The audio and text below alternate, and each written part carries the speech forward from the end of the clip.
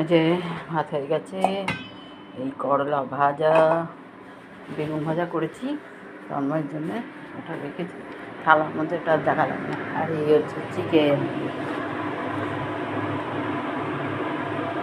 কষা কষা করে বানাবো চিকেন। ঘিটা গরম করতে দিয়েছি, বোতলে যতটুকু ঘি আছে দিয়ে দেবো।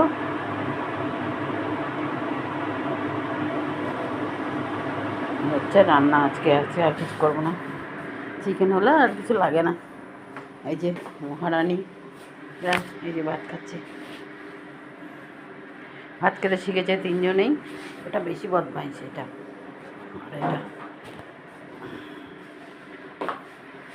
ঠান্ডা লেগেছে, ঘুম ঘুম হবে। পুচে আপুচে,